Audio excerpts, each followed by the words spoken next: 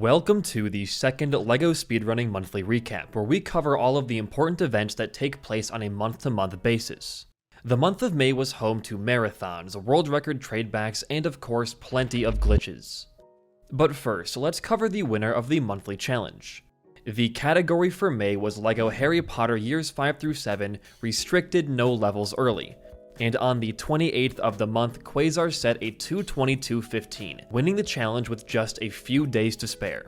Stay tuned to the end of the video or join the Discord to find out what the next game is.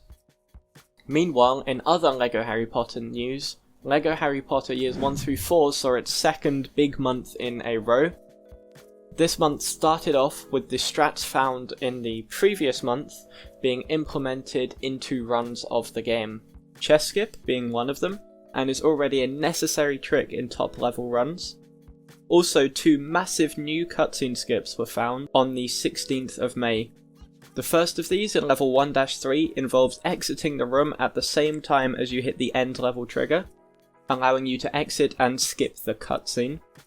The second one is on the overworld movement on the way to 2-2. Normally you have to walk through this door, which starts the cutscene and warps you to the bridge after the cutscene has finished.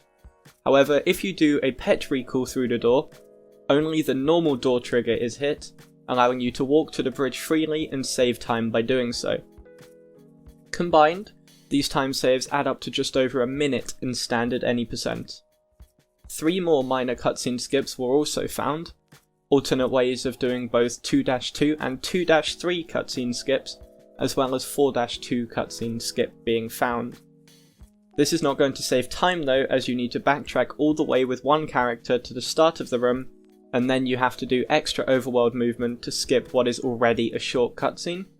However, this does bring the total number of levels where the last cutscene can be skipped up to 13 out of a possible 24 levels.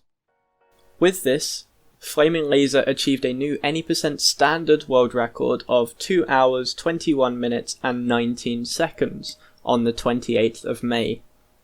This run had a very solid first 2 years before losing a little bit in year 3 and year 4, but was enough to clutch out a world record by 1 minute and 12 seconds, and also Flaming Laser's first record in the game. In LEGO The Hobbit, the hamster once again embarked on a quest of lowering one of his own world records, but before that a new freeplay tech was found by Seed. This strategy, by bringing up the character wheel to switch characters after a death, improves the number of frames you have to perform a Gollum clip. This tech involves dying as another character, then switching to Gollum to clip through the floor you are standing on, and has a surprising number of uses. This includes Roast Mutton Rooms A and Room B, as well as the second room in the level Queer Lodgings.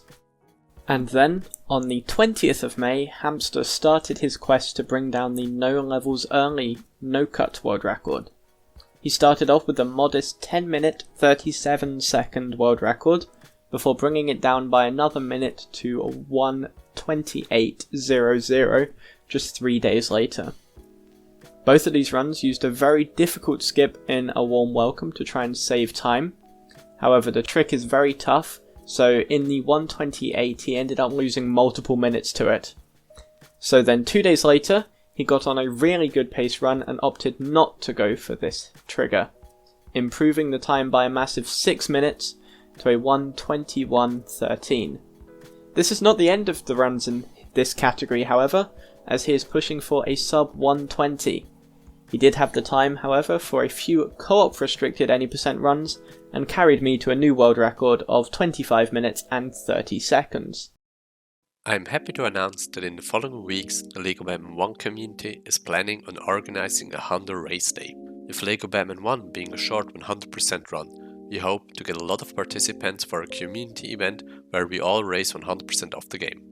We haven't decided on any specific date yet.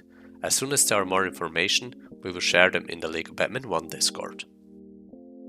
On May 19th, scope jumping had a huge breakthrough. Scope jumping was a known glitch from LEGO Star Wars The Force Awakens, and in April of 2023 it was discovered to work also in Ninjago. On May 19th, I discovered that scope jumping are also possible in LEGO Jurassic World. After finding that, Seedom Nasdaq, Pixel and myself checked many LEGO games and found scope jumps in a lot of the games, namely everything released after LEGO Batman 3. It turns out that scope jumping is possible in the following games: LEGO Batman 3, Beyond Gotham, LEGO Jurassic World, LEGO Marvel's Avengers, LEGO Star Wars The Force Awakens, the LEGO Ninjago movie video game, LEGO Marvel Super Heroes 2, LEGO DC Supervillains, and the LEGO Movie 2 video game. With this tech allowing you to triple jump with certain characters, it's only a matter of time until new and exciting skips are going to be found. On the 2nd of May, Nicesighting discovered that in LEGO Batman 3, electricity particles that are present when playing as some characters are able to attach themselves to out-of-bounds door, which means once you're near one of these doors, the particles are able to guide you to where it is.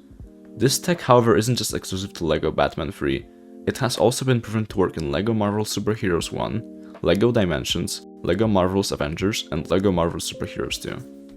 The tech has since been named Nicesighting, and is going to prove very useful for a lot of door setups in these games. On May 14th, it was discovered that LEGO Jurassic World, like a few other games from the same era, has hub doors that when hit take you to a specific level early. There are currently 3 doors that if hit save a lot of time in any percent. One that takes you to the level Isla Sorna, the first level of the second movie, and in the process skipping the back 4 levels of movie 1. Another door that takes you to The Hunted, the third level of the second movie, which would allow us to skip 1 level. And a door to the Birdcage, the last level in the third movie, which skips 3 levels. Unfortunately, due to the placement of these doors, currently only the Birdcage door has been hit in vanilla, and has been proven to be RTA viable and save around 7 minutes in no-cut. The other 2 doors I've mentioned are placed below the ground, which means we currently have no means of reaching them in any percent. But that's not all LEGO Jurassic World had going for it this month. There were some minor skips found, like the glide to skip the first room of the Birdcage, a faster skip for the first room of Innovation Center, and a couple of launches in the level Communication Center. More importantly, on May 26th, the out-of-bounds doors in the levels themselves have also been looked at again, and it was discovered that a lot more of them are possible to hit than initially thought. Most notably, in the level Visitor Center, Room 2 and 3 can now be fully skipped in free play. The individual level run for Visitor Center has since gone down over 5 minutes. And in the level called the Spinosaurus, the door in the last room was proven to be story viable, saving about a minute. And finally, on May 28th, Dino got a time of 1 hour, 42 minutes and 53 seconds in the any percent no-cut category. And while it saved over 4 minutes to the record he got days prior, it also saved 10 minutes to the previous world record that Dino set over a year ago. This definitely isn't the last time you'll be hearing about LEGO Jurassic World, and it will be interesting to see if more level skips will prove to be possible in any percent in the upcoming months. Towards the end of the month, Shemcat gave us some handheld action, jumping up to 2nd place in LEGO Batman the Video Game DS. He also set his first sub 45-minute run on May 31st. These runs are significant as they are the first any percent runs of this game to use Dollar Skip. Dollar Skip was found by Loss in 2022 leading up to the handheld Grunt Percent Relay, but it was so precise that he did not use it in any runs. Shem's runs show off just how deceptive the hitbox on top of the fence is, and it seems as though the place to stand is different on each fence. The time saved from this trick can vary from about 10 seconds to 20 seconds.